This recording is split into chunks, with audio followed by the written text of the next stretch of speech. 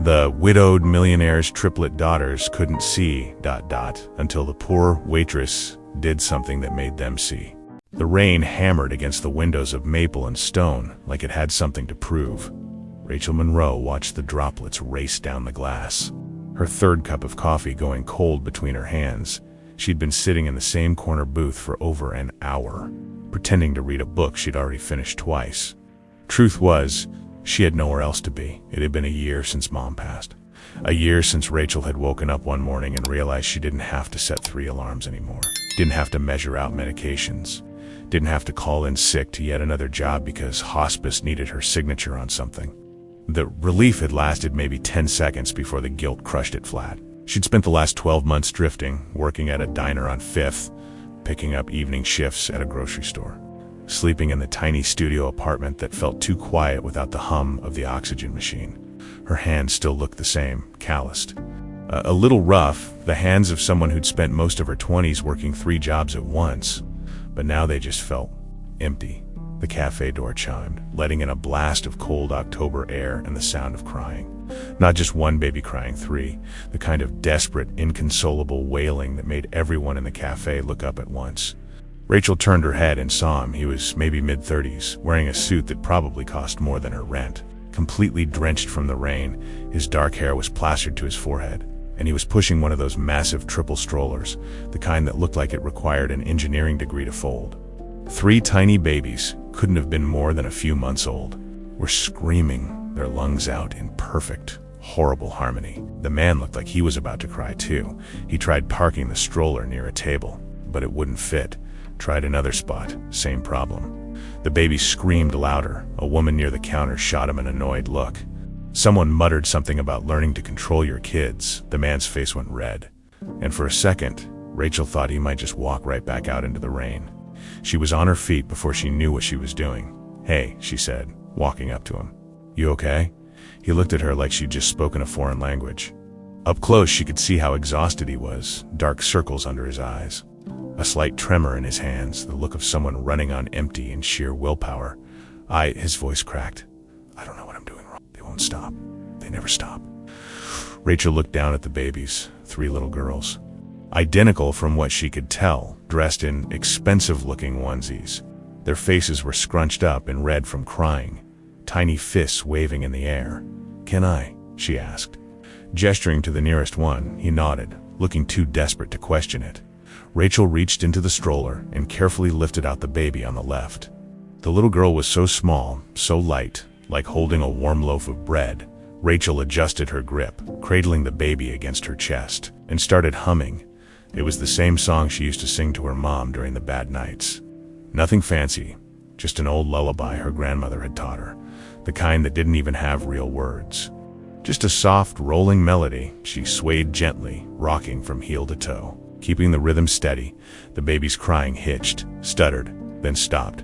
Rachel kept humming, kept swaying. The baby's little body relaxed against her, and within 30 seconds, those tiny eyes were drooping shut. The man stared at her like she'd just performed a miracle. "How did you try it with the other 2? Rachel said quietly, still swaying. "Just hold them close and find a rhythm. Doesn't matter what it is. As long as it's steady." He picked up another baby. This one was fighting even harder, kicking her little legs. But he copied Rachel's movement, awkward at first. Then smoother, started humming something that sounded like a classical piece. Maybe Beethoven. The baby quieted. Not as fast as the first, but she did. Rachel shifted the sleeping baby in her arms and picked up the 3rd one with her free hand. This little girl seemed calmer already, as if she'd figured out the drill. Rachel hummed a little louder, and within a minute, all 3 babies were asleep. The cafe had gone quiet. Even the barista was watching. The man let out a breath that sounded like he'd been holding it for months. I don't know how to thank you." "Don't," Rachel said, carefully placing the baby back in the stroller. "You looked like you needed help. Anyone would have done it." "No," he said, shaking his head. "They wouldn't have. Trust me." He settled the other 2 babies back into the stroller with the careful precision of someone who'd done it 1,000 times but still wasn't confident. "I'm Ethan Caldwell." The name didn't ring a bell.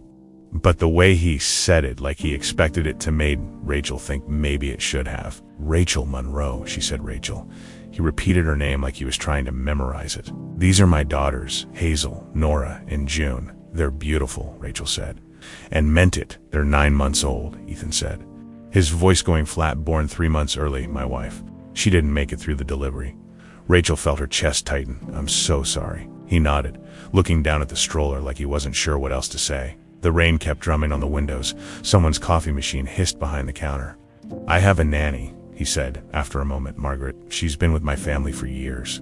Helped my wife during the pregnancy. But the girls, they cry all the time when I'm around. I thought maybe if I took them out myself, tried to." He trailed off, rubbing his face. "I don't know what I thought." Rachel looked at him, really looked. Saw the grief carved into every line of his face, the way he held himself like he was barely keeping it together. She knew that look, had seen it in the mirror often enough.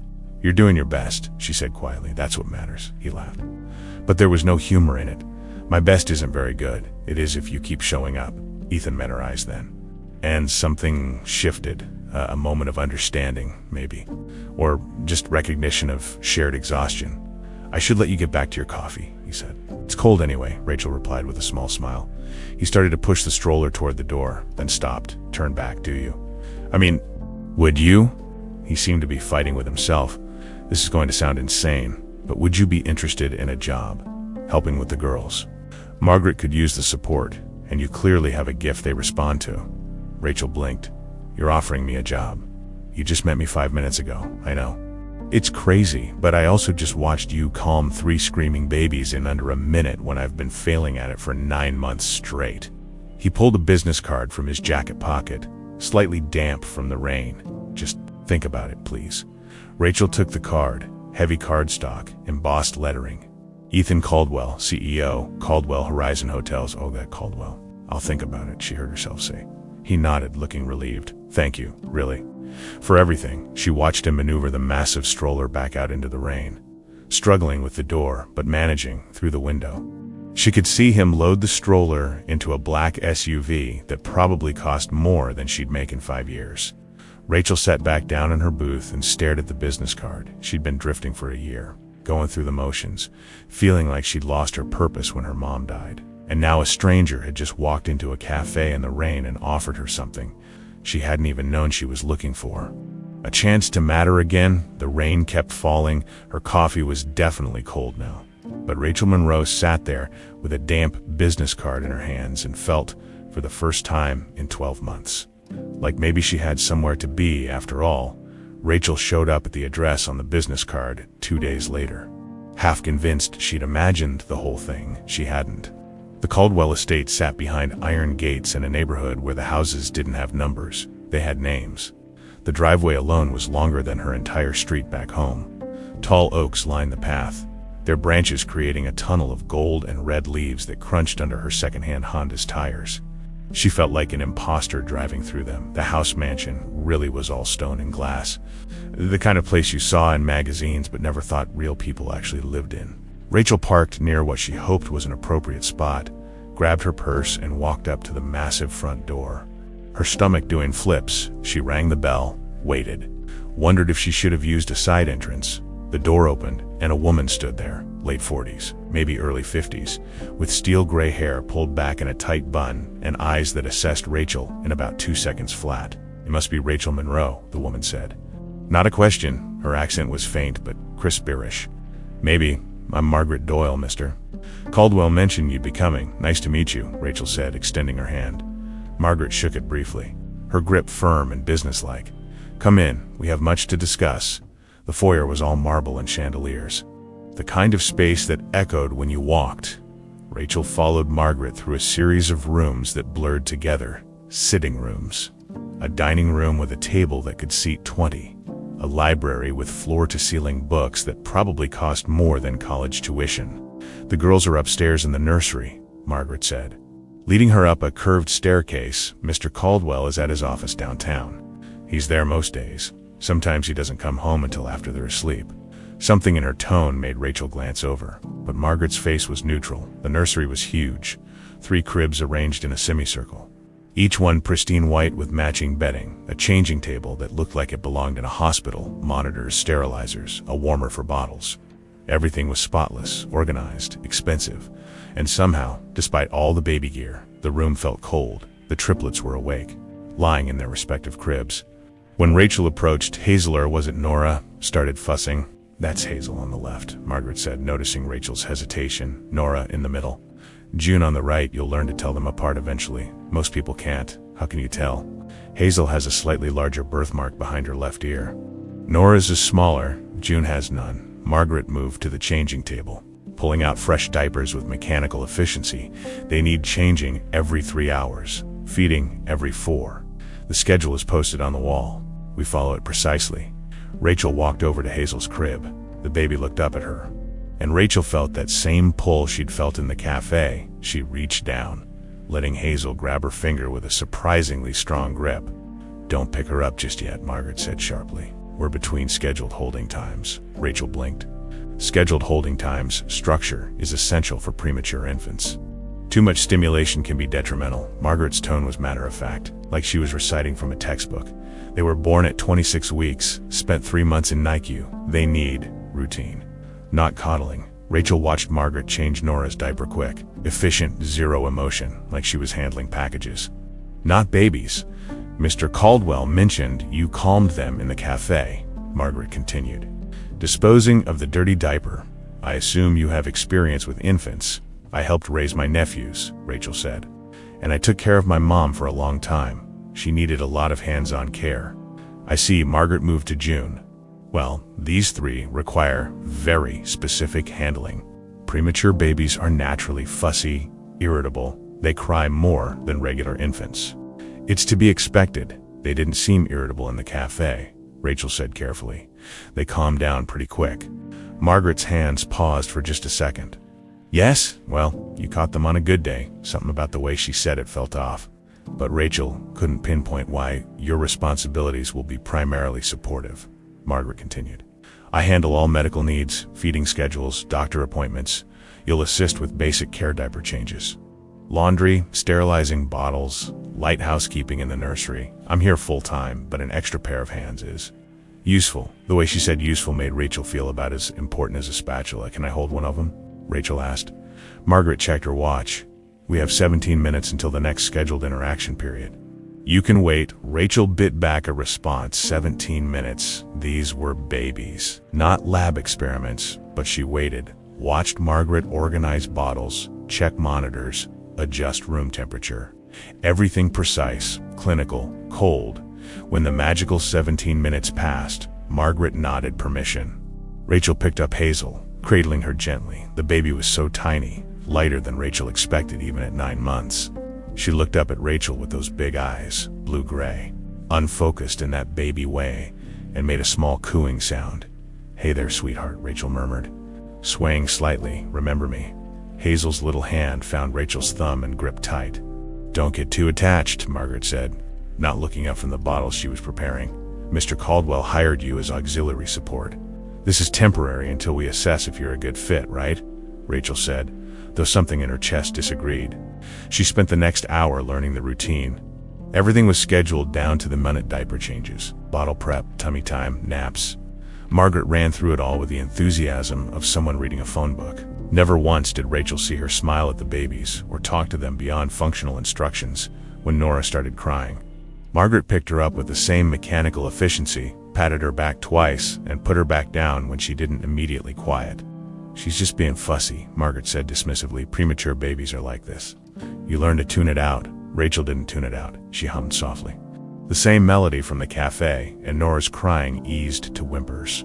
Margaret's jaw tightened almost imperceptibly. "I'll show you where the laundry room is," she said abruptly.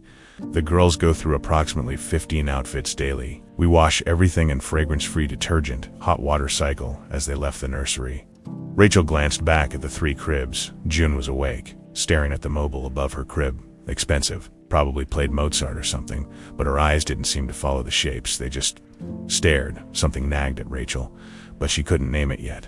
Margaret showed her the rest of the routine: the industrial-sized laundry room, the kitchen where bottles were prepared, the supply closet stocked like a small pharmacy. Everything was controlled, regimented, sterile. Mr. Caldwell leaves for work at 6 a.m., returns around 8 p.m., sometimes later. Margaret explained. "He checks on the girls before bed when he's home. Otherwise, there are responsibilities as he spent time with them. During the day, I mean." Margaret's expression hardened. "Mr. Caldwell is a very busy man running a multinational corporation. He's doing his best under tragic circumstances. The girls are well cared for." It wasn't an answer. But Rachel let it drop when her first day ended. Rachel drove home with a strange weight in her chest. The house was beautiful. The babies were beautiful. Everything was expensive, clean, organized. So why did it feel like something was very, very wrong? She thought about Margaret's cold efficiency. The scheduled holding times, the way she dismissed Nora's crying like it was background noise. The way those 3 tiny girls lay in their cribs in that big, cold room, surrounded by everything money could buy and nothing that felt like love. Rachel pulled into her apartment parking lot and sat in her car for a long moment. Engine ticking as it cooled. She'd taken the job thinking it was a chance to matter again, to help. What she hadn't expected was the growing certainty that those 3 babies needed more than help. They needed saving, and she was starting to suspect the danger wasn't outside those mansion walls. It was living inside them. Rachel's unease grew over the next 2 weeks like a slow-building storm. It started small, little things that didn't quite add up, like the way Hazel would turn her head towards sounds, but never seemed to look at the source, or how Nora didn't react when Margaret waved a bottle in front of her face, only perking up when she heard the formula being shaken. June was the most obvious. She'd lie in her crib staring at nothing, even when Rachel dangled a bright red rattle directly in her line of sight at first. Rachel told herself she was being paranoid. They were premature babies. Development could be slower. Margaret kept saying they were naturally delayed in some areas, but Rachel had helped raise her sister's twins and something felt off. She started testing. Subtle at first. Would hold up toys and watch for any sign of visual tracking. Nothing. She'd move her hand slowly across their field of vision while staying silent. No response, but the second she made a sound, clapped, spoke. Anything. All 3 babies would turn toward it immediately. They could hear perfectly. But could they see? One afternoon, while Margaret was downstairs taking a phone call, Rachel tried something more deliberate. She turned off all the sound machines. Made sure the room was completely quiet. Then she picked up Nora, held her close, and slowly passed her hand back and forth in front of the baby's face. Nora's eyes didn't follow. They stared straight ahead, unfocused, like she was looking through Rachel rather than at her. Rachel's heart started pounding. She tried with Hazel, same thing. Then June, same result. "What are you doing?" Rachel jumped. Margaret stood in the doorway, her expression unreadable. "Just playing with them," Rachel said, keeping her voice light. "Trying to get them to track movement. They're 9 months old and were born extremely premature," Margaret said, walking over and taking Nora from Rachel's arms. "Visual tracking develops at different rates. You're not a pediatrician, I know. But the girls have been thoroughly examined by the best specialists money can buy." Margaret continued, placing Nora back in her crib with that same mechanical precision. "Mr. Caldwell spares no expense for their care. If there were concerns, their doctors would have addressed them." Rachel watched Margaret's face carefully. There was something in her tone, defensiveness masking as authority. "When was their last checkup?" Rachel asked. 2 months ago. They're not due for another until next month." "What about their eyes specifically?" "Premature babies need regular vision screenings, don't they?" Margaret's jaw tightened. "Are you questioning my competence?" "No. I've been caring for this family for years. I was here through Mrs. Caldwell's entire pregnancy. I know these girls better than anyone." Margaret's voice had gone cold. "If you have concerns, perhaps this position isn't the right fit for you." It was a clear warning. Back off or leave. Rachel backed off for now, but that night, she couldn't sleep. She lay in her studio apartment staring at the ceiling, her mind racing. Finally, at 2 a.m., she grabbed her laptop and started researching. Premature babies' vision problems, retinopathy of prematurity, ROP symptoms. The rabbit hole went deep. She learned that babies born before 28 weeks were at high risk for retinal issues, that abnormal blood vessel development could cause vision problems or even blindness if not caught early. That screening was supposed to happen regularly during the first year of life. That treatment was possible, but only within a specific window of time. Her hand shook as she read case study after case study. Babies who'd been screened late, who'd lost their vision because someone missed the signs, who'd needed emergency surgery. She looked at the clock, 3:30 a.m. Could Margaret really have missed this? Could the doctors? And this thought made her stomach turn.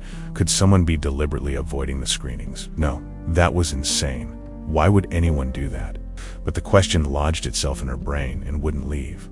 The next day, Rachel tried a different approach. She waited until Margaret was busy with laundry, then casually mentioned to one of the housekeepers, Rosa, that she was curious about the baby's medical history.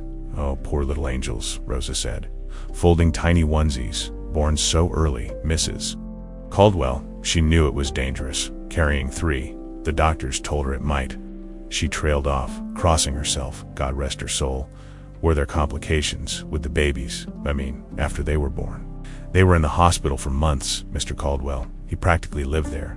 Margaret, too. She was so devoted. Rosa smiled. She loved Mrs. Caldwell like a sister. Rachel filed that away. "Do they still see doctors regularly?" "Oh yes, Margaret handles all of that. She's very organized. Has a whole file system in Mr. Caldwell's office." In his office, Rosa nodded. "The medical records. Appointment cards, everything," Margaret says. "Mr. Caldwell likes to have it all in one place, but he's so busy." She manages it for him after Rosa left. Rachel stood there thinking. Medical records in Ethan's office, which was always locked when he wasn't home, which Margaret had keys to. She needed to see those records. But how? 2 days later, opportunity knocked. Margaret announced she had to run errands. Some specialty formula needed to be picked up from a pharmacy across town. She'd be gone at least 2 hours. "You'll be fine on your own," Margaret said. Though it sounded more like a test than reassurance, just follow the schedule. Don't deviate. The moment Margaret's car pulled out of the driveway, Rachel's heart started racing. She checked on the babies. All 3 were napping. Monitors showing steady breathing. She had maybe 90 minutes before Margaret returned. Ethan's office was on the first floor, down a hallway she'd only been in once. The door was heavy oak, locked as expected. Rachel tried the handle anyway. Knowing it was futile, she went back to the nursery thinking, where would Margaret keep spare keys? Her room. She had to have a spare set in her room. Rachel had never been inside Margaret's quarters, a suite on the opposite wing of the house. It felt like crossing a line, but she thought of those 3 babies with their unfocused eyes and pushed the door open. The room was neat, Spartan. A single bed with military corners, a dresser, a desk. Rachel moved quickly, checking drawers, clothes, documents. Nothing useful. Then she saw it, a small jewelry box on the dresser. Inside, under a few pieces of simple jewelry, a key ring. Rachel grabbed it and ran back to the office. The 3rd key worked. The office was exactly what she'd expected. Dark wood, leather chairs, walls lined with awards and photos. And there, in the corner, a filing cabinet. She pulled open the drawer labeled medical and started flipping through folders. Found the triplets' records halfway back. Her hands trembled as she opened the file. Birth records, NICU notes, discharge summaries, pediatrician visits from months ago. Then she found it. A bright yellow card clipped to the inside of the folder. Ophthalmology screening schedule. Required for premature infants. 6 appointments listed. The first 3 had check marks and dates. The last 3 were blank and at the bottom. In Margaret's handwriting, canceled per parent request. Rachel's blood ran cold per parent request. Ethan didn't even know his daughters might have vision problems. He was barely home. He trusted Margaret with everything. She pulled out her phone and started photographing pages. Birth weights, NICU complications, the screening schedule. A letter from an ophthalmology clinic dated 3 months ago. The patients Hazel, Nora, and June Caldwell have missed their scheduled retinopathy screening. Please reschedule immediately. Treatment window is time sensitive. Rachel's hands shook so badly she almost dropped the phone. Margaret had canceled the appointments, had hidden this letter, had lied about the girls being thoroughly examined. But why? A car door slammed outside. Rachel's heart stopped. She checked her watch. Margaret couldn't be back yet. She'd only been gone 40 minutes. She shoved the file back, closed the cabinet, ran to the office door, locked it behind her, sprinted back to Margaret's room, replaced the keys exactly as she'd found them. Made it back to the nursery just as the front door opened. Rachel, Margaret's voice echoed up the stairs. "Everything all right?" Rachel took a breath, steadied herself. "Fine. June just woke up. I'm changing her." She heard Margaret's footsteps on the stairs, forced her hands to stop shaking as she picked up June. Margaret appeared in the doorway, her eyes sharp, assessing. "I forgot my wallet," she said slowly. "Had to come back." "Oh," Rachel said, keeping her voice casual. "That's annoying. Margaret stood there for a long moment, watching her. Then she nodded and left.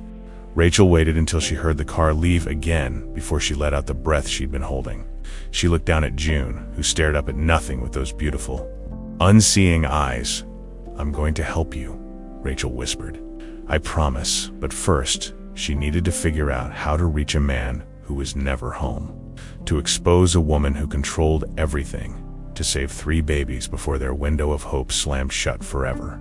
The photos on her phone felt like they were burning a hole in her pocket. She had proof now. The question was, what the hell was she supposed to do with it?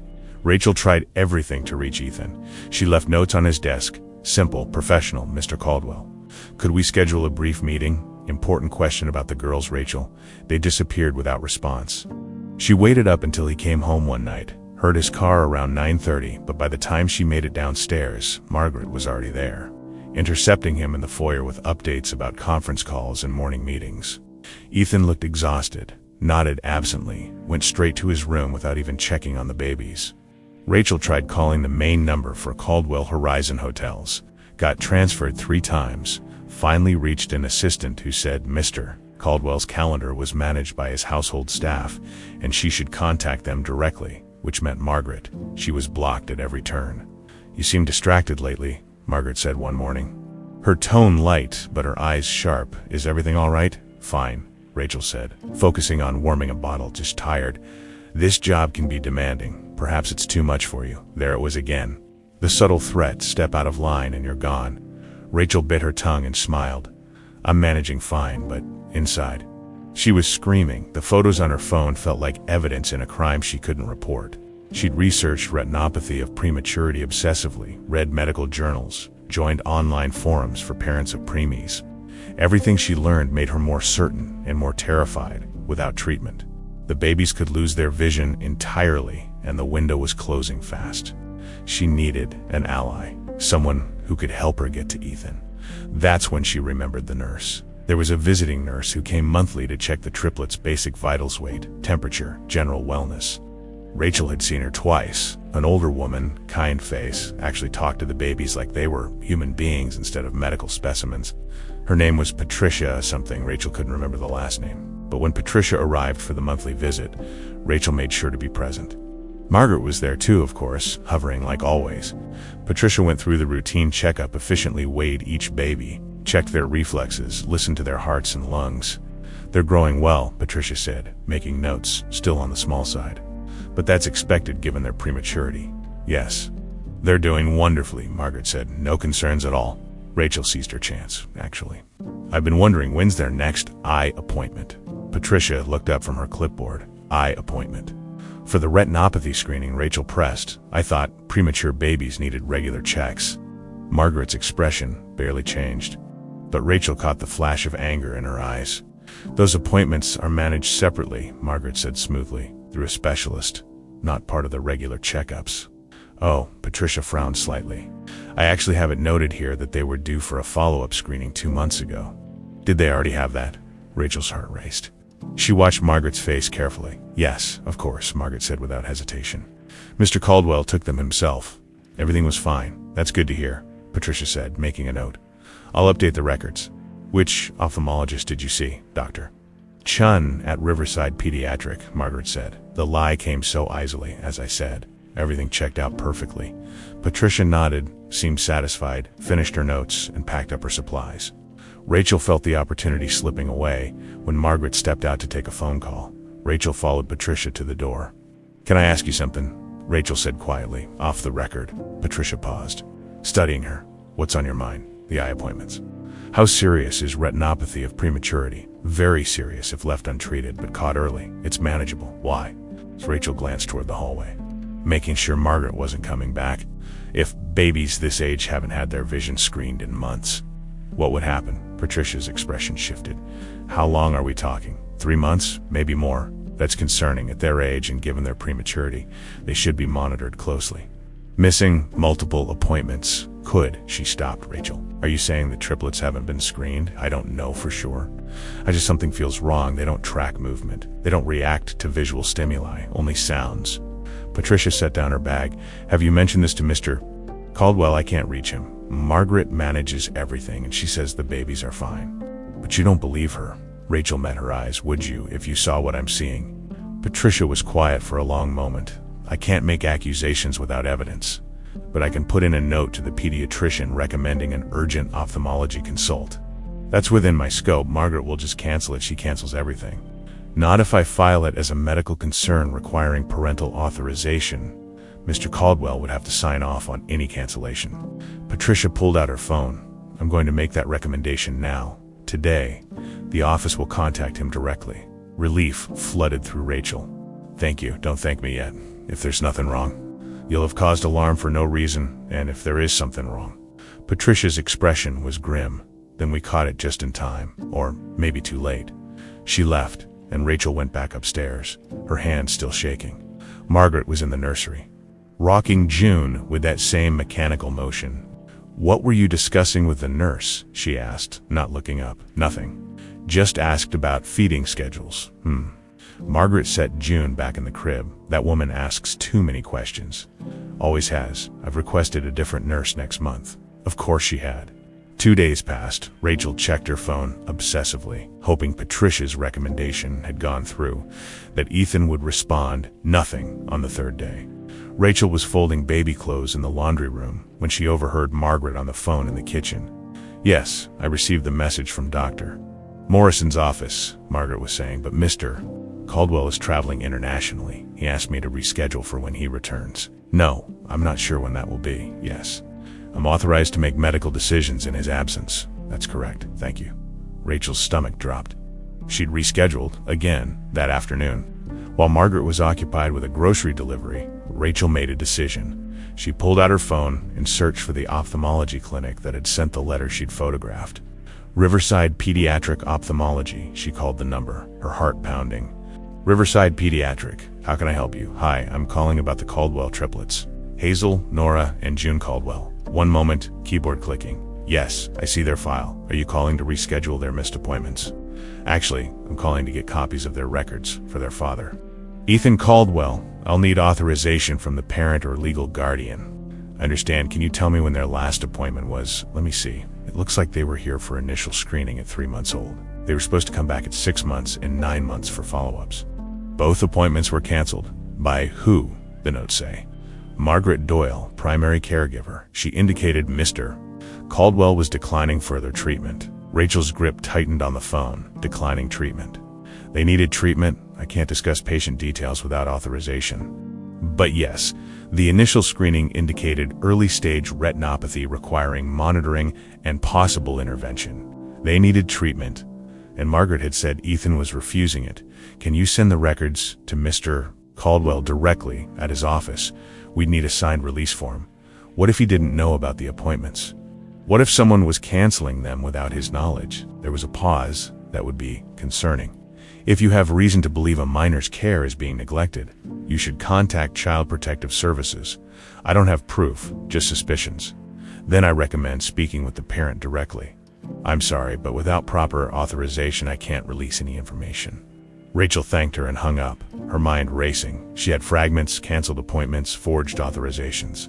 A nurse's recommendation that would probably disappear like all the others, but she didn't have access to Ethan. She looked at the photos on her phone again, the screening schedule, the letter. It was evidence. But was it enough? That night, Rachel couldn't sleep. She lay in her apartment staring at the ceiling, thinking about those 3 little girls in their cribs, their eyes vacant and unfocused. Thinking about Margaret's face when she lied to Patricia. The ease of it, the practice. This wasn't carelessness, this was deliberate. But why would Margaret want the babies to go blind? What possible reason could she have? Rachel's phone buzzed. A text from an unknown number. This is Patricia. The pediatrician's office tried to reach Mr. Caldwell today. The call was intercepted by Margaret Doyle. She told them he was out of the country and would handle scheduling when he returned. I thought you should know. Rachel stared at the message. Margaret was blocking everything, every attempt to reach Ethan, every medical recommendation, every chance those babies had. There was only one option left. If she couldn't reach Ethan through normal channels, she'd have to go around them. She'd have to find him herself. Rachel started digging into Margaret's history the way she'd once researched her mother's illness obsessively, desperately, looking for answers that might save lives. It started with Rosa. The housekeeper had worked for the Caldwells for 15 years. Long before Ethan married Caroline, she knew the family history, the dynamics, the secrets people tried to keep in houses this big. Rachel found her in the kitchen one afternoon while Margaret was upstairs giving the babies their scheduled bath. "Rosa, can I ask you something personal?" Rosa looked up from the vegetables she was chopping. "Of course, Mia, what's on your mind?" "How long has Margaret been with the family?" "Oh, many years. She came when Mrs. Caroline was pregnant. They were cousins, I think. Or maybe second cousins, family from Ireland." "Very close. Were they close, Margaret and Caroline?" Rosa's expression softened. "Mrs. Caroline was kind to everyone. She had a good heart, Margaret. She was always helping, always there, maybe too much there, if you know what I mean." "What do you mean?" Rosa glanced toward the doorway, lowered her voice. "It's not my place to gossip, but I noticed things. The way Margaret looked at Mr. Ethan, even when Mrs. Caroline was alive, like she was waiting for something." Rachel's pulse quickened. "Waiting for what?" "I don't know. Maybe nothing. Maybe I'm just an old woman seeing things that aren't there." Rosa went back to chopping. "But after Mrs. Caroline died, Margaret moved into the house full-time. Said it was to help with the babies, and Mr. Ethan, he was so broken he just let her take over everything." "Did Margaret ever date anyone? Have relationships?" "Not that I know of. She's devoted to this family, maybe too devoted." Rosa paused. "Why all these questions?" Rachel chose her words carefully. "I just want to understand the situation better for the babies." Rosa studied her face. "You're worried about something. I am. The babies or Margaret, maybe both." Rosa set down her knife. "There's a box in the attic, Mrs. Caroline's personal things. Mr. Ethan couldn't bear to go through them after she died. Margaret said she'd organize everything, but I don't think she ever did. Maybe there's something there that would help you understand." "Where?" "In the attic, west side, under the window. Blue storage box with Mrs. Caroline's initials." That evening, after Margaret had gone to her room and the house was quiet, Rachel climbed the narrow stairs to the attic. The space was dusty, crowded with furniture covered in sheets and boxes stacked haphazardly. She found the west window easily enough, and beneath it, exactly as Rosa had described, a blue storage box with CEM. C, written in silver marker, Caroline Marie Caldwell. Rachel opened it carefully. Inside were photo albums, journals, letters. She pulled out the first album, wedding photos. Caroline had been beautiful, with warm eyes and an easy smile. Ethan looked younger, happier, completely in love. There were photos of the pregnancy too, Caroline with a growing belly, beaming despite looking exhausted. And in several photos, standing just slightly too close, was Margaret, always there, always watching. Rachel found a journal near the bottom of the box. The handwriting was elegant, feminine. She flipped to the last entries. Dated just weeks before the triplets were born, March 15th, the doctors are concerned. My blood pressure keeps spiking. They're talking about bed rest, maybe early delivery. I'm scared, but I can't show it. Ethan is already so worried. Margaret has been wonderful, staying with me during the day while Ethan works. She says everything will be fine. I want to believe her. March 22nd. Fought with Ethan tonight. He wants to reduce from 3 embryos to 1 or 2. Says it's safer, but I can't. I won't. These are our babies, all 3 of them. Margaret agrees with me. She says women's intuition matters more than doctor statistics. I'm glad someone understands. April 3rd. Margaret told me something strange today. She said she's loved Ethan since they were teenagers. Before he even met me, she was crying, said she's tried to move on but can't. I didn't know what to say. She apologized, said she'd never act on it. That she just needed to tell someone. I feel bad for her. Love is complicated. Rachel's hands trembled as she turned the page. April 10th. I'm scared. Really scared. The doctors found a heart condition. They say continuing the pregnancy is dangerous. They want me to consider. I can't even write it. Ethan is devastated. But these babies deserve a chance. I told Margaret about the diagnosis. She held my hand and cried with me. Made me promise that if anything happens, she'll help Ethan with the girls. That they'll be loved and cared for. I made her promise. April 12th. Last entry before scheduled C-section, if something goes wrong. I want everyone to know I chose this. I chose my daughter's lives over mine. No regrets. Margaret will help Ethan, she promised. I trust her. Rachel closed the journal, her eyes burning. Caroline had trusted Margaret, had confided in her, had asked her to care for the babies, and Margaret had promised, but something had gone wrong. Somewhere between that promise and now, Margaret had twisted everything. Rachel pulled out her phone and photographed the journal pages. Then she kept searching through the box. At the very bottom, she found letters. Old ones from years ago, addressed to Ethan at his college dorm. They were from Margaret. Rachel opened one dated 15 years earlier. Dear Ethan, I hope you don't mind me writing. Your mother gave me your address. I wanted to congratulate you on your graduation. I've always admired you ever since we were kids. You probably don't remember, but I've never forgotten. Love, Margaret. Another from 10 years ago. Ethan, I heard about your engagement. Carolyn seems lovely. I'm happy for you, really. I am, even if part of me wishes things had been different. But I'll always be here for you, in whatever way you need. Always, Margaret. And one from right after the wedding. I stood in the back of the church and watched you marry her. You looked so happy. I should be happy for you. I am happy for you, but I can't help thinking if I'd been braver years ago. Because I told you how I felt, maybe things would be different. But I'm too late. I'll always be too late. I'll settle for being your friend. Your family. It's enough. It has to be. Rachel sat back, her mind reeling. Margaret had been in love with Ethan for decades, had watched him marry someone else, had stood at Carolyn's side during the pregnancy, knowing Carolyn was carrying the children of the man Margaret loved. And then Carolyn died suddenly, horribly. Everything clicked into place. Margaret didn't want the babies healthy and thriving. She wanted them dependent, difficult, requiring constant care, because as long as Ethan needed help with 3 struggling children, he would need Margaret, as long as the babies had problems. Margaret would be indispensable. She wasn't just neglecting their medical care, she was sabotaging it, deliberately keeping them sick, keeping them delayed, keeping them needing her. It was a long game, a twisted, patient, horrifying long game, and those 3 innocent babies were the pawns. Rachel's phone buzzed, a text from an unknown number. Mr. Caldwell will be at the downtown Caldwell Horizon Hotel tomorrow night, 7 p.m. for a charity gala. He'll be accessible there. Patricia. Rachel stared at the message. She had evidence now, photos of medical records, the journal, the letters, proof of Margaret's obsession, the canceled appointments, the lies, tomorrow night. One chance. She had to make it count. Rachel carefully packed everything back into the box exactly as she'd found it, climbed back down from the attic, her heart pounding. In her room, she laid out everything she had. Photos on her phone, Patricia's contact information, the timeline of canceled appointments. It wasn't perfect. A good lawyer could probably poke holes in it, but it was something. It had to be enough.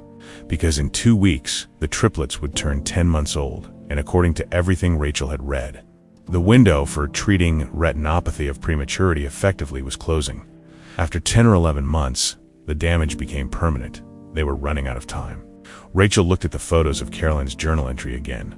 Margaret will help Ethan, she promised. I trust her. I'm sorry, Rachel whispered to the image of the woman she'd never met. She broke her promise, but I won't break mine. Tomorrow night, she would crash a charity gala tomorrow night. She would tell Ethan Caldwell the truth about the woman living in his house. Tomorrow night, she would save those babies, or lose everything trying. Rachel stood outside the Caldwell Horizon Hotel at 6:45 p.m., wearing the only decent dress she owned, a simple black number she'd bought for her mother's funeral. Around her, people in designer gowns and tuxedos swept through the gilded entrance like they belonged there.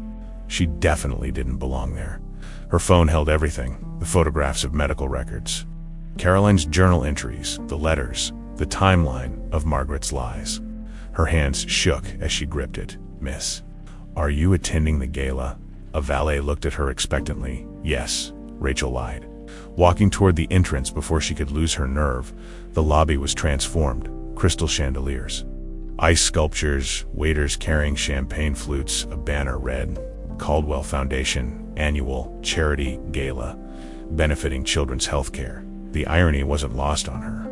Rachel tried to blend in, grabbed a glass of champagne she had no intention of drinking, and scanned the crowd for Ethan.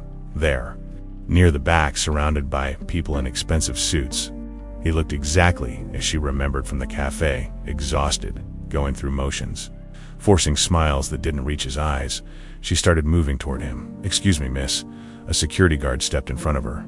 Can I see your invitation? Rachel's stomach dropped. I must have left it in my car. Then you'll need to retrieve it. We can't admit anyone without proper credentials, please. I just need 2 minutes with Mr. Caldwell. It's about his daughters. The guard's expression didn't change. If you have business with Mr. Caldwell, you can schedule an appointment through his office.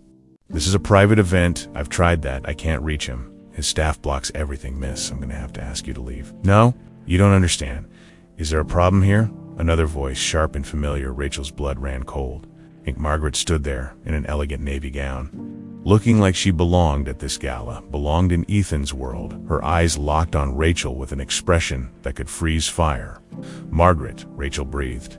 I asked Mr. Caldwell if I could attend tonight as his guest, Margaret said smoothly. He's been so generous, and I wanted to support the foundation. Her smile was ice. I didn't realize you'd received an invitation. Rachel, I need to speak with Ethan. Mr. Caldwell is quite busy with donors. Perhaps whatever concerns you have can wait until tomorrow. During normal working hours, the security guard looked between them. You two know each other. She's temporary household staff, Margaret said dismissively. I'm afraid she's overstepped. I'm not leaving, Rachel said. Her voice louder than intended. A few people nearby turned to look. Margaret's expression hardened. You're making a scene. Good. Maybe someone will listen, Rachel, if you don't leave voluntarily. Security will escort you out. Don't embarrass yourself. His daughters are going blind. Rachel's voice carried across the nearest cluster of conversations. More people turned, and you've been hiding it from them for months. The crowd went quiet. Margaret's face remained perfectly composed, but Rachel saw the flash of panic in her eyes. She's clearly unstable, Margaret said to the guard. Please remove her. Wait, a new voice cut through the tension. Ethan pushed through the crowd, his face confused. Rachel, what are you doing here? Rachel's heart hammered. This was it. Her one shot. I need to talk to you privately. It's about Hazel, Nora, and June. The girls are fine. Margaret interjected smoothly. Rachel has been experiencing some stress. The position might be too demanding for her. Let her speak, Ethan said, his eyes never leaving Rachel's face. Margaret's jaw tightened. Rachel pulled out her phone with shaking hands. Your daughters need emergency eye surgery. They have retinopathy of prematurity. They're going blind. And Margaret has been canceling their medical appointments for months. Ethan stared at her. What are you talking about? The triplets were supposed to have regular ophthalmology screenings. 6 of them. Margaret canceled the last 3 and forged your signature, saying you refused treatment. That's absurd, Margaret said. But her voice wavered slightly. Mr. Caldwell, I would never. I have proof. Rachel pulled up the first photo on her phone, the screening schedule with Margaret's handwriting. This is from your office files, see? Canceled appointments, all documented. Ethan took the phone, his face going pale as he read. There's more, Rachel continued, her words tumbling out faster now. The clinic sent you a letter 3 months ago warning that the treatment window was closing. Margaret hid it. I have a photo of that too. And the nurse Patricia. She tried to get them an urgent referral last week. Margaret told the doctor's office you were out of the country and blocked it. These could be fabricated, Margaret said. But she'd lost her composure. Her voice was too high, too defensive. She's only been with us a few weeks. Why would you trust her over me? Because I don't have a reason to lie, Rachel said, meeting Margaret's eyes. But you do. What are you implying? Rachel pulled up Caroline's journal entry on her phone. Caroline wrote about you. About how you confessed you'd been in love with Ethan since you were teenagers. About how you promised to take care of the babies if anything happened to her. Ethan's face went white. What? I found Caroline's journal in the attic. Margaret has been in love with you for decades. She wants you dependent on her, and the easiest way to do that is to make sure your daughters need constant care. If they're sick, if they're struggling, you'll always need her. That's insane. Margaret's voice cracked. I've devoted my life to this family, to Caroline, to you, to those children. Then why did you cancel their eye appointments? Rachel demanded. Why did you lie to the doctors? Why did you forge Ethan's signature refusing treatment? I didn't. Margaret stopped. Seeming to realize she'd already said too much, Ethan looked like he'd been punched. Margaret. Is any of this true? She's twisting everything, Margaret said, tears forming. I was trying to protect you. You were so overwhelmed, so broken after Caroline died. The doctors kept pushing for appointments, tests, treatments. I thought I was helping by managing it all, by canceling appointments, by hiding letters. I didn't think the screenings were urgent. The girls seemed fine. They're not fine, Rachel said quietly. They can't see. Watch them sometime. Really watch them. They don't track movement. They don't look at faces. They only respond to sounds. Ethan's hands trembled as he scrolled through more photos on Rachel's phone, the letter from the clinic, the journal entries, the timeline of canceled appointments. Oh my God, he whispered. How long? 3 months since the last screening, Rachel said. Maybe 4, according to everything I've read. We have 2 weeks, maybe less, before the damage becomes permanent. Ethan looked at Margaret like he'd never seen her before. You let my daughters go blind? No. I would never. You did. His voice was cold. Controlled fury. You've been in my house, caring for my children, and you deliberately sabotaged their medical care. Ethan, please. How long have you been in love with me? Margaret, she froze. Answer me. It doesn't matter, Margaret whispered. It never mattered. You never saw me, so you decided to hurt my children. I didn't hurt them. I thought if they needed more help, if things were harder, you'd need me more. You'd see me. Tears streamed down her face. Now I've been here my whole life, watching you, waiting. And you never looked at me the way you looked at her. Not once. The crowd around them had grown silent. Everyone watching the scene unfold, Ethan's voice was deadly quiet. Get out of my sight, Ethan. You're fired. Effective immediately. I want you out of my house by morning. I'm calling my lawyers tonight. You can't. I can. And I will. He turned to security. Escort her out. Make sure she doesn't return to the property, as guards moved toward Margaret. She looked at Rachel with pure hatred. You've ruined everything. No, Rachel said steadily. You did that yourself. They led Margaret away, her sobs echoing through the lobby. Ethan stood frozen, still holding Rachel's phone, staring at the photos like they might change if he looked long enough. Mr. Caldwell, Rachel said softly, we need to call the ophthalmology clinic. Tonight. Now. He looked at her, and she saw terror in his eyes. What if we're too late? Then we're too late. But we have to try. He pulled out his own phone, hands shaking so badly he could barely dial. Rachel gently took it from him, found the clinic's emergency number, and pressed call. She handed it back, and he lifted it to his ear. This is Ethan Caldwell, he said, his voice breaking. I need to speak to someone about my daughters. It's an emergency. Rachel stood beside him as he talked, as he demanded appointments, as he authorized every test and treatment the doctor recommended, as he finally, desperately, fought for his children. Around them, the gala continued, but neither of them noticed. All that mattered was 3 little girls who needed their father, and a window of hope that was rapidly closing. They didn't go back to the mansion that night. Ethan made calls from his car to the ophthalmology clinic, to his lawyers, to the police. Rachel sat in the passenger seat, still shaking from adrenaline, listening to him demand emergency appointments. File reports, dismantle Margaret's lies, 1 phone call at a time, Doctor. Morrison can see them tomorrow morning at 7, he said, hanging up. His face was ashen. First available slot. She's coming in early specifically for this. That's good, Rachel said. Is it? His hands gripped the steering wheel so tightly his knuckles went white. What if it's too late? What if I've already... His voice broke. Don't, Rachel said firmly. You didn't know. She made sure you didn't know. I should have known anyway. I should have been there. I should have. He pressed his palms against his eyes. God, Carolyn would hate me right now. Carolyn would understand. You were grieving. That's not an excuse. He dropped his hands, stared straight ahead. I abandoned my daughters, threw myself into work because it was easier than dealing with the pain. Left them with a woman who he couldn't finish. Rachel wanted to comfort him, but didn't know how. What do you say to a father who just discovered someone deliberately endangered his children? We should go home, she said quietly. The girls will need you tomorrow. You should be with them tonight. He nodded and started driving. The mansion was dark when they arrived. Ethan had called ahead. Security had already removed Margaret from the property. Her room was empty, her belongings gone. Like she'd never existed, Rachel followed Ethan upstairs to the nursery. All 3 babies were asleep, their tiny chests rising and falling in perfect rhythm. Ethan stood at the entrance for a long moment, like he was afraid to go inside. They're beautiful, Rachel whispered. I barely know them. His voice was raw. 9 months old, and I barely know my own daughters. He walked to Hazel's crib first, looked down at her sleeping face, then Nora, then June, touched each of their heads with trembling fingers. I'm so sorry, he whispered. I'm so sorry. Rachel stayed near the door, giving him space after a while. He turned to her. Why did you do it? Risk your job?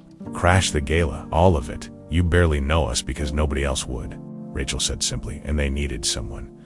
You could have just quit, walked away. Let it be someone else's problem. I couldn't do that. Why not?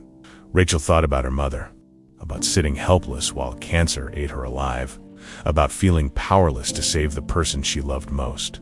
Because I know what it's like to watch someone suffer and not be able to help, she said. And your daughters couldn't speak for themselves. Somebody had to. Ethan looked at her like he was seeing her for the first time. Thank you. I don't know if I can ever... You don't need to thank me. Just be here for them. That's all they need. He nodded, turned back to the cribs. Rachel started to leave, give him privacy. But he spoke again. Will you stay tonight? I mean, I don't know what I'm doing, and they know you. Trust you, of course. She settled into the rocking chair near the window. Ethan pulled another chair close to the cribs and sat down, watching his daughter sleep like he was memorizing their faces. Neither of them slept that night. At 6:30 a.m., they were in Ethan's SUV heading to Riverside Pediatric Ophthalmology. The triplets were secured in their car seats, fussy from being woken early.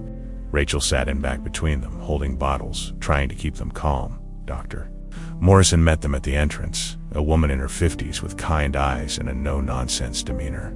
"Mr. Caldwell," she said, shaking his hand.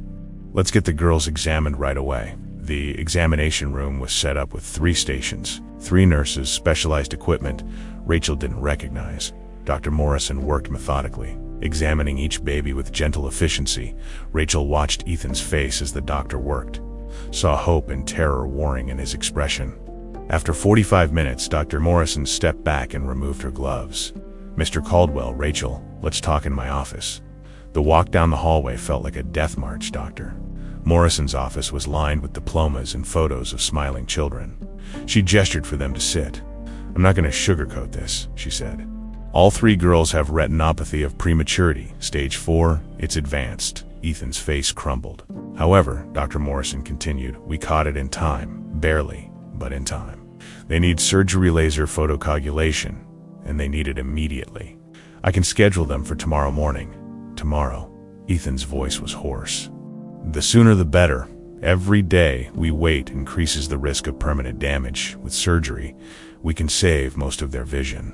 They'll likely need glasses eventually, and there may be some limitations, but they won't be blind."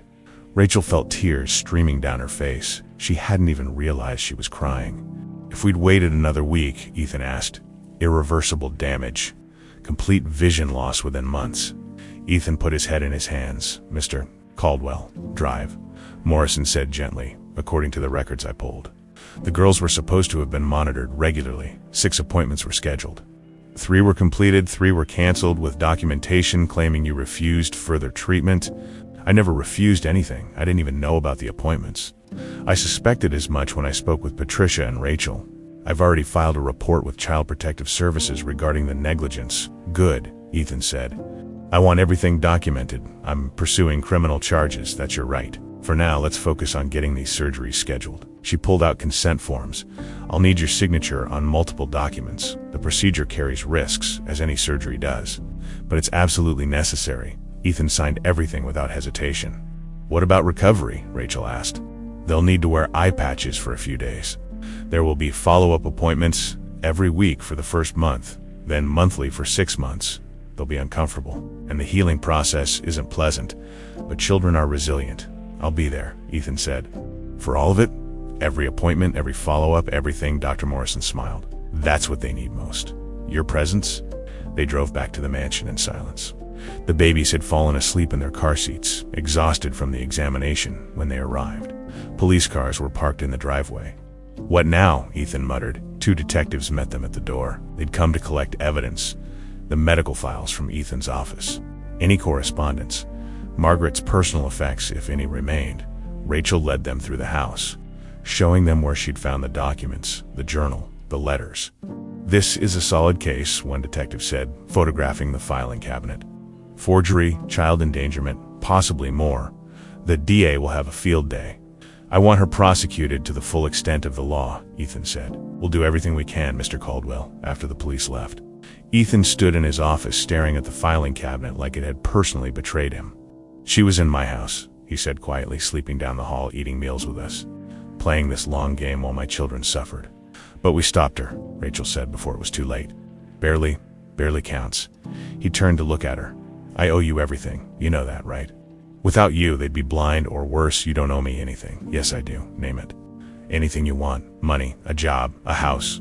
"I want to stay," Rachel said, "and help with their recovery. If you'll have me. If I'll..." He laughed, but it came out choked. "Rachel, you're the only person in this entire nightmare who gave a damn about my kids. Of course you can stay, not for charity. I want the actual job as their nanny, with a real salary and everything done, whatever you want. You're hired. I'm not doing it for the money," she clarified. "I'm doing it for them." "I know," Ethan said softly. "That's exactly why you're perfect for this." They stood in the office, sunlight streaming through windows, and for the first time since Rachel had entered this house, the cold atmosphere felt like it might thaw upstairs. one of the babies started crying. "I'll get her," Ethan said, already moving toward the stairs. Rachel followed. In the nursery, June was awake and fussy. Ethan picked her up carefully, awkwardly, like he was afraid she might break. "Hey there, sweetheart," he murmured. "Daddy's here. I'm sorry it took so long. But Daddy's here now." June's crying eased slightly. Rachel picked up Hazel, who'd woken from the noise, started humming the lullaby that always calmed them. Ethan looked at her gratefully and tried to copy the rhythm. Swaying with June, it wasn't perfect, he was still learning, but he was there. And that was what mattered. Tomorrow would bring surgery, recovery, uncertainty. But tonight, 3 little girls were safe. 3 little girls finally had someone fighting for them. And in a cold mansion that had felt like a tomb, the first fragile seeds of hope began to grow.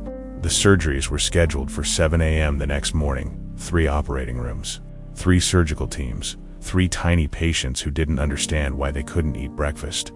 Rachel and Ethan arrived at the hospital at 6. The triplets crying in their car seats, hungry and confused.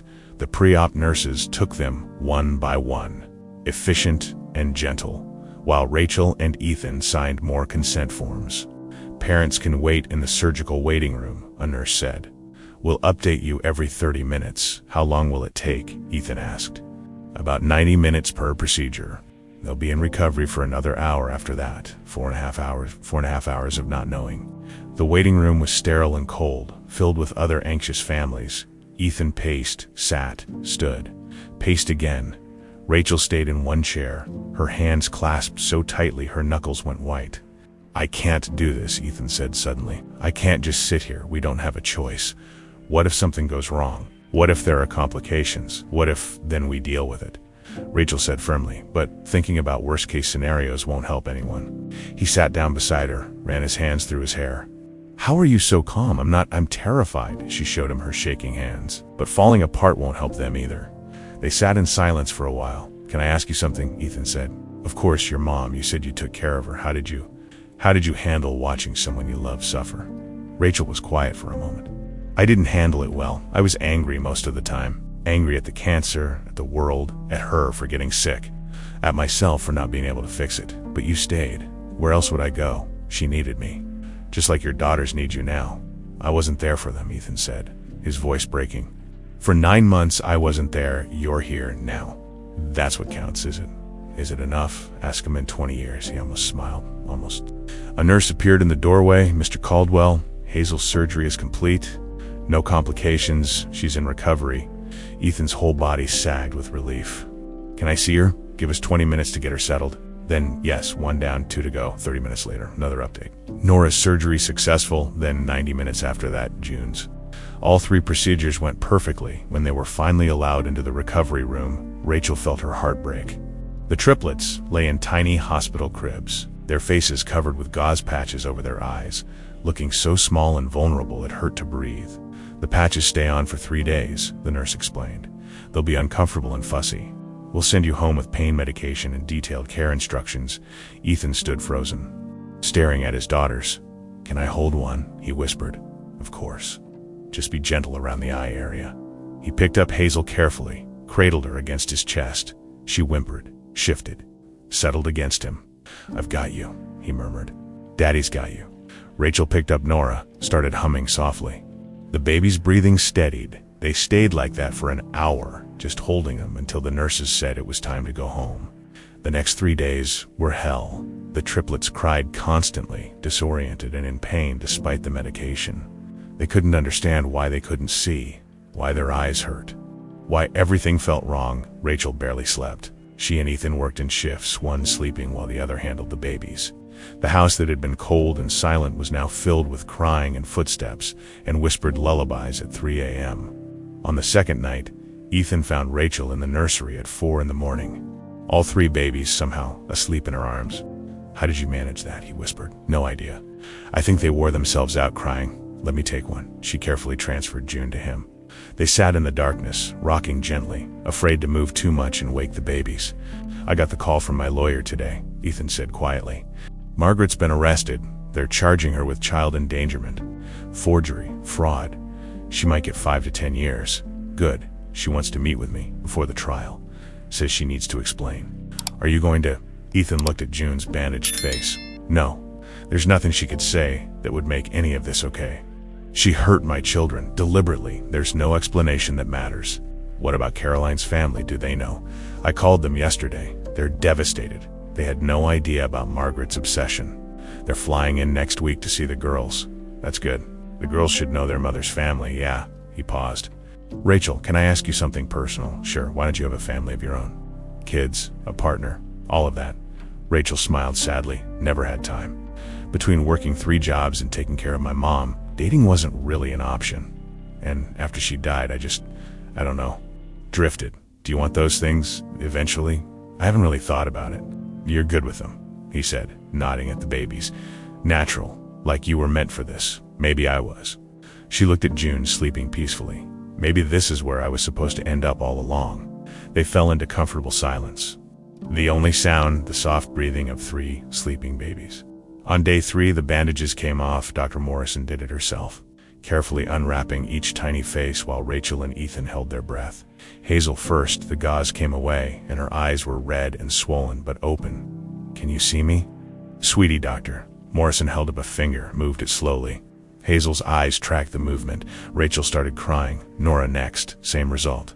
Her eyes followed the doctor's hand, focused on her face. Then June. Doctor. Morrison removed the last bandage and June blinked up at her, confused but clearly seeing. Perfect, doctor, Morrison said, smiling. All 3 are responding beautifully. The surgery was a complete success. Ethan made a sound somewhere between a laugh and a sob. They'll need glasses eventually, Dr. Morrison continued, probably by age 2 or 3, and we'll monitor them closely for the next year. But they can see, Mr. Caldwell. They can see, for the first time in 9 months. Ethan Caldwell broke down completely. He sat in the examination chair and cried for his daughters, for Carolyn, for the time he'd lost, for the disaster they'd narrowly avoided. Rachel put her hand on his shoulder and let him grieve. Dr. Morrison quietly left the room, giving them privacy. When Ethan finally composed himself, he looked at his daughters, really looked at them, and for the first time they looked back. Hazel stared directly at him, her blue-gray eyes focusing on his face. She reached up with one tiny hand and touched his cheek. "Hi, baby girl," he whispered. "I see you too." The news about Margaret hit the papers 2 days later. Caldwell nanny arrested in child endangerment case, shocking betrayal. Family caregiver accused of sabotaging triplets. Medical care, Rachel's name wasn't mentioned. Ethan's lawyers had made sure of that. But the story was everywhere. The press camped outside the mansion gates. Phone lines lit up with interview requests. Ethan ignored all of it. He'd taken indefinite leave from Caldwell Horizon, delegated everything to his executive team, told them he didn't care what happened with the business. His daughters came first. For the first time in their lives, he was truly present. He learned their different cries. Hazel's was louder, Nora's more persistent. June's had a specific hiccup at the end. He learned that Hazel liked to be rocked in circles. Nora preferred straight lines. June didn't care as long as someone was holding her. He learned how to change diapers without getting peed on, mostly. How to warm bottles to exactly the right temperature. How to tell when they were tired versus hungry versus just wanting attention. And slowly, painfully, he learned to forgive himself. One evening, Rachel found him in Caroline's old study, looking at photo albums. "Hey," she said softly. "You okay?" "I found her letter," he said, holding up an envelope. "She wrote it before the C-section. In case she didn't make it. Do you want me to?" "She forgives me," he said, his voice thick, for not being strong enough after she died, for struggling. "She says she understands, and that the girls will understand too, that I just need to love them the best I can." Rachel sat beside him. She was right. "I miss her," he whispered. "Every single day, I know.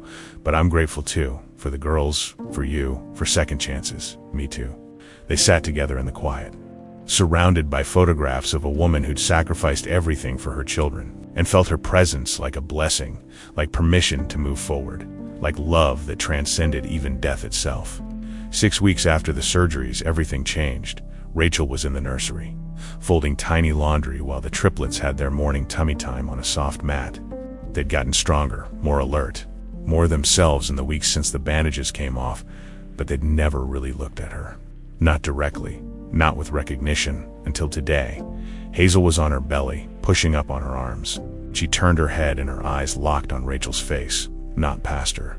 Not vaguely in her direction, directly at her, and then Hazel smiled. Not a gas smile or a random muscle twitch.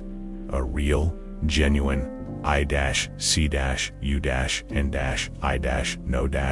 smile. Rachel dropped the onesie she was holding. "Ethan," she called, her voice cracking. "Ethan, come here." He appeared in the doorway seconds later. Hair still wet from a shower. "What's wrong?" "Nothing's wrong. Look," Rachel pointed at Hazel, as if on cue. Hazel turned her head toward Ethan's voice, focused on his face, and smiled again.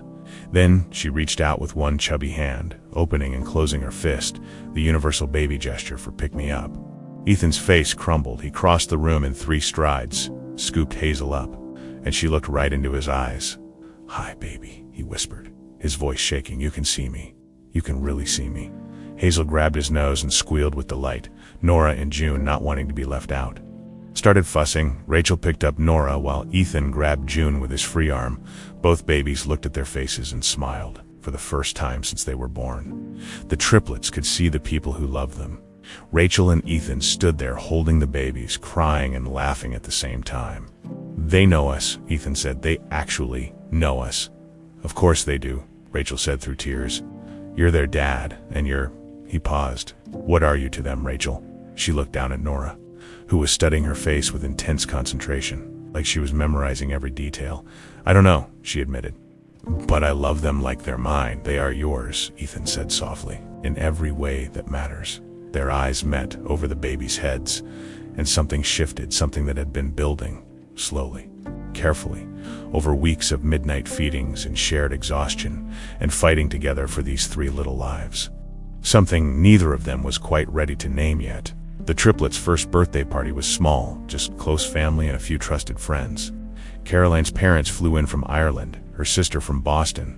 Ethan's parents came too. Though they'd been notably absent during the crisis months, we didn't know, Ethan's mother said, looking at the triplets with tears in her eyes. "We thought you were handling everything. If we'd known about Margaret, it's done," Ethan said. He'd forgiven a lot in recent weeks, but the wounds were still fresh. "You're here now.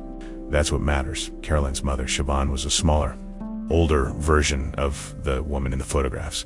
She held each granddaughter with reverence, whispering to them in Irish Gaelic. "They have Caroline's eyes," she said to Ethan. "Did you notice every single day?" Siobhan looked at him carefully. "You've changed since we last saw you." "I had to. It suits you." Being present, she glanced at Rachel, who was cutting cake in the kitchen. "And who is she?" "Really, she saved my daughter's lives. I gathered that from the news. But what is she to you?" Ethan watched Rachel laugh at something Caroline's sister said. Watched her naturally scoop up June when the baby started fussing. Watched her fit into his family like she'd always belonged there. "I don't know yet," he said honestly. "But I'm starting to figure it out." After the guests left and the triplets were asleep, Rachel and Ethan sat in the garden, watching the sunset paint the sky in shades of orange and pink. "Thank you for today," Ethan said. "For planning everything, for making it perfect. It was fun. I've never thrown a first birthday party before. You're good at it. You're good at all of this." Rachel smiled. "I had good motivation." They sat in comfortable silence for a while, the kind of quiet that only comes from months of learning to exist in each other's space. "I need to tell you something," Ethan said finally. Rachel's stomach tightened. "Okay, I've been thinking about the future, about what happens when the girls get older, when they start school, when life gets complicated again. Makes sense, and I realized something." He turned to look at her. "I don't want to do any of it within you." Her breath caught. "I know this is fast," he continued. "I know we've only known each other a few months. I know I'm still grieving Caroline and probably will be for years. But Rachel, you've become essential. To the girls, to me, to our family." Psst. "Ethan, I'm not asking for anything you're not ready to give," he said quickly. "I just need you to know that this isn't just a job anymore. Not for me. You're not just the nanny. You're everything." Rachel's eyes filled with tears. "You're everything to me too." Yeah, she laughed, wiping her eyes. "I tried not to feel this way, told myself it was inappropriate, that I was just here for the babies. But somewhere between the midnight feedings and the surgery recoveries and watching you become an actual father, I fell in love with all of you." Ethan reached for her hand. "I'm not ready to rush into anything. The girls need stability. I need time to heal. But I need you to know that when I'm ready, when we're both ready, I want to try. Really try." "Me too. So we take it slow, glacially slow." He smiled. "But we take it together." "Together," she agreed. He squeezed her hand. And they sat watching the sunset. Not quite a couple, but not quite not. Existing in that beautiful, terrifying space of potential. Inside, June woke up crying. Rachel started to get up, but Ethan stopped her. "I've got it," he said. "You've been on baby duty all day. You sure? Positive?" "I need the practice." Rachel watched him go. This man who'd been broken and lost, and who'd slowly, painfully put himself back together, who'd learned to be a father not out of obligation, but out of love. Her phone buzzed. A text from Patricia, the nurse, saw the birthday photos online. "The girls look amazing. You did good, Rachel. Really good." Rachel smiled and typed back, "We all did," because it was true. It had taken a village. Patricia, Dr. Morrison, Rosa, even Caroline's memory guiding them from beyond to save those 3 little girls. But they'd done it, and now, sitting in a garden that had once felt like a cold mausoleum, Rachel felt something she hadn't felt since her mother died. Hope, not the desperate, clinging kind that comes from fear, but the quiet, steady kind that comes from knowing you're exactly where you're supposed to be. Ethan came back outside carrying June, who'd already settled back to sleep against his shoulder. "False alarm," he whispered. "Just wanted attention. They're allowed to want attention, I know." "I'm learning." He sat back down, still holding June. "You know what Carolyn wrote in her letter? The one I found in her study. What she said, that if something happened to her, she hoped I'd find someone who loved the girls as much as she did. Someone who saw them as people, not obligations. Someone who'd fight for them." Rachel's throat tightened. "I think she'd be happy." Ethan continued, looking at Rachel, "Knowing it was you. I hope so. I know so." He shifted June carefully. "She also said that grief doesn't mean you stop living. That love doesn't run out just because you lose someone. That the heart has infinite capacity if you let it." She sounds like she was incredible. And she'd want me to be happy, to let the girls be happy, to build a life that honors her memory but doesn't stop because of her death. That sounds like permission. It is. He met Rachel's eyes. Permission to move forward together. When we're ready, Rachel thought about the journey that had brought her here. A rainy day in a café. A desperate father and 3 crying babies. A choice to help when she could have walked away. And now, sitting in a garden at sunset, holding hands with a man she'd come to love. With 3 beautiful children sleeping inside who could see the world because she'd refused to stay silent. "I'm ready," she said softly, "whenever you are, however long it takes." "I'm ready." Ethan smiled, a real smile. The kind that reached his eyes and made him look years younger. "Then I guess we're doing this. I guess we are." Above them, the sky deepened to purple and stars began to appear. Inside the mansion, 3 little girls slept peacefully, dreaming in colors they could finally see. And in the garden, 2 broken people who'd found each other in the darkest moments sat together, watching the night unfold, knowing that the hardest part was behind them. Everything else was just learning to live again, together. 3 months after the first birthday party, Ethan finally opened Caroline's safe. He'd been avoiding it. The safe sat in her old study. A small fireproof box tucked in the closet behind her favorite dresses that still smelled faintly of her perfume. He'd told himself he wasn't ready, that there was no rush. But Rachel had been gently encouraging him. "It might bring you closure," she'd said, "or at least help you understand." So on a quiet Sunday afternoon, while Rachel took the triplets to the park, Ethan sat on the floor of Caroline's study and opened the combination lock. Inside were the things he'd expected: her wedding ring, birth certificates for the girls, the deed to the house, legal documents, financial records, and a diary. The same one Rachel had found in the attic months ago, but this was a different volume. A second diary, never mentioned, never discovered. Ethan's hands trembled as he opened it. The entry started 6 months before Caroline's death. November 12th, Saw Drive, Reeves today. "The diagnosis is worse than I thought. Cardiomyopathy, severe," she says. "Carrying 1 baby would be risky. 3 is essentially a death sentence." She recommended terminating the pregnancy. I told her no. Ethan doesn't know yet. I don't know how to tell him. Ethan's vision blurred. He'd known Carolyn had health issues during the pregnancy, but a death sentence, she'd never said it was that dire. He kept reading. November 20th told Ethan about the heart condition today. Not the full truth. I couldn't bear to see his face if he knew how bad it really is. "He wants me to reduce to 1 embryo, save myself, but I can't kill our babies." "I won't," Margaret agrees with me. She says a mother's intuition matters more than medical statistics. Ethan's chest tightened. Margaret had known, had encouraged Carolyn to risk her life. December 3rd, Margaret confessed something today that shocked me. She's been in love with Ethan since they were teenagers. Before he even knew I existed, she was crying, saying she's tried to move on but can't. She apologized over and over, promised she'd never act on it. I don't know what to say to her. Part of me feels sorry for her. Part of me is uncomfortable. But she's family, and she's promised to help if anything happens to me. Ethan felt sick. December 18th, I made Margaret promise something today. If I don't survive the birth, she'll take care of the girls, make sure they're loved, protected. Given everything they need, she swore on her life she would. I trust her. I have to trust someone. Oh, Carolyn, Ethan whispered. She lied to you. He turned more pages, reading about doctor appointments, fears, hopes, the deteriorating health that Carolyn hid from everyone. Then he reached the final entry, dated 2 days before the C-section, April 10th. This might be my last entry. The doctors want to operate early. My heart can't take much more. I'm scared, terrified, actually, but I'm also at peace. I chose this. I chose my daughter's lives over mine. If I don't make it, I need whoever finds this to know the truth. Ethan's hand shook so badly he could barely hold the diary. The truth about Margaret. I've been uneasy for weeks. Little things don't add up. She canceled 2 of my cardiology appointments without telling me, said the doctors rescheduled.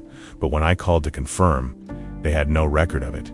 She's been giving me prenatal vitamins, but I found the bottle, and they're expired by 2 years. When I confronted her, she said the pharmacy made a mistake. Yesterday I overheard her on the phone. She was talking to someone about, after Carolyn is gone, about how she'd finally have her chance, about how the babies would need her and Ethan would need her, and everything would work out the way it was meant to. I wanted to believe I misunderstood, but I didn't. Margaret isn't just in love with Ethan. She's been waiting for me to die, maybe even helping it along the canceled appointments, the expired vitamins, the way she keeps pushing me to ignore doctor's orders and trust my body. Ethan felt his world tilt. I confronted her tonight, asked her directly if she wanted me dead. She denied everything, cried, said I was paranoid from pregnancy hormones, but I saw something in her eyes, something cold, something calculating. I'm changing my will tomorrow. Margaret gets nothing. She doesn't get to be the girl's guardian.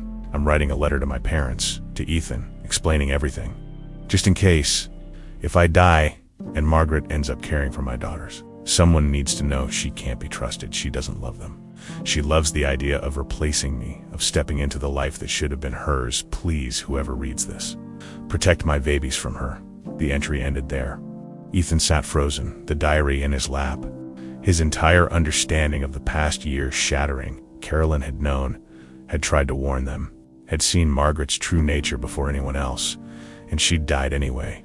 Ethan frantically searched the safe. Where was the letter Carolyn mentioned, the one to her parents?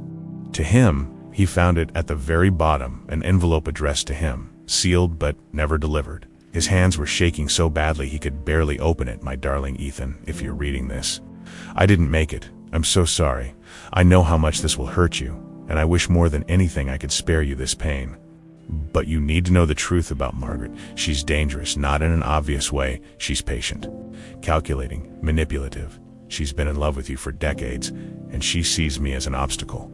She's been sabotaging my medical care, trying to ensure I don't survive this pregnancy. I have no proof. She's too careful for that, but I know. I feel it. Please, please don't let her near our daughters. Don't trust her with their care. She hurt them, not out of malice toward them, but to keep you dependent on her, to make herself indispensable. I've changed my will.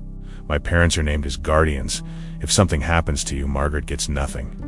But I'm afraid she'll manipulate her way into your life anyway, especially if you're grieving and vulnerable. Be strong, my love. Protect our girls. Don't let her win. I love you, always.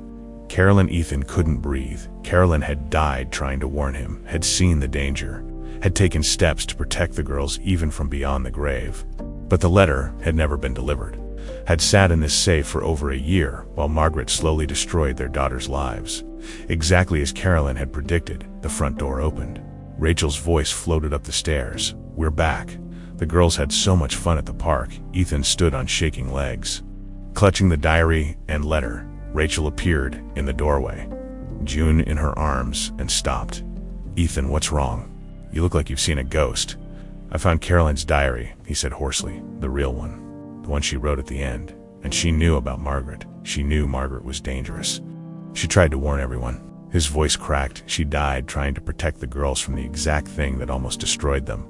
Rachel's face went pale. Oh my God, she wrote a letter, was going to give it to her parents, to me, explaining everything.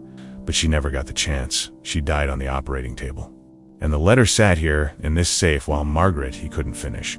Rachel set June down gently and crossed to him, took the diary and letter from his hands, read them quickly when she finished. Tears were streaming down her face. "Carolyn saved them," Rachel whispered, "even after she was gone. She left these clues, she tried to protect them, but I didn't find them in time. I was so busy drowning in grief that I let the very person she warned me about destroy our daughters' lives. No." Rachel took his face in her hands. "You didn't know. You couldn't have known, and we found out eventually. We saved them. Barely, but we did. And you know what I think?" Rachel gestured to the diary. "I think Carolyn knew this would happen. Knew you'd eventually find these. Knew someone would fight for the girls. She had faith in you, Ethan. Even when she was dying, she had faith." Ethan pulled Rachel into his arms and held on like she was the only solid thing in a collapsing world. "We should tell Caroline's parents," Rachel said. "They deserve to know the truth." "I will tomorrow." He pulled back, looked at her. "But tonight, I just want to be with my daughters, and you. I need to remember what we saved. What Carolyn sacrificed everything to give us." They went to the nursery together. The triplets were on the floor, playing with soft blocks, their little faces concentrating intently on stacking and knocking down. When Hazel saw Ethan, she squealed and crawled toward him, arms outstretched. He picked her up, picked up Nora and June too, somehow managing all three. "Your mama loved you so much," he whispered to them. So much. She gave everything so you could be here. And I promise, I swear on my life, I'll make sure you know her every day. You'll know how brave she was. How much she loved you." Rachel watched from the doorway, tears streaming down her face. Ethan looked at her over the babies' heads. "And you'll know Rachel too. The woman who finished what your mama started, who fought for you when no one else would. We fought together," Rachel said softly. "No." Ethan said, "You fought first. You fought when I was too broken to see what was right in front of me. Carolyn started the battle, but you won it later that night." After the girls were asleep, Rachel and Ethan sat in Caroline's study. Rachel carefully placed a photo of Carolyn in a frame on the desk. Young, laughing, vibrant, she'd be in their lives, Rachel promised. Every day, in stories and pictures and the way we teach them to be brave and strong. "Thank you," Ethan said, "for honoring her, for not being threatened by her memory. How could I be threatened by someone who gave us this gift?" Rachel gestured to the house, to the sleeping babies upstairs. "She made this family possible. She deserves to be remembered." Ethan took Rachel's hand. "I love you. I should have said it before. But I love you, not as a replacement for Carolyn. Nobody could replace her. But as yourself, as the woman who saved my family, I love you too," Rachel said, "all of you." They sat together in the quiet, surrounded by Caroline's memory, and felt her presence not as a ghost but as a blessing, a mother's love that transcended death. A final gift to the children she'd never hold but had saved anyway, and a new beginning built on sacrifice, truth, and the fierce determination to protect the ones who couldn't protect themselves.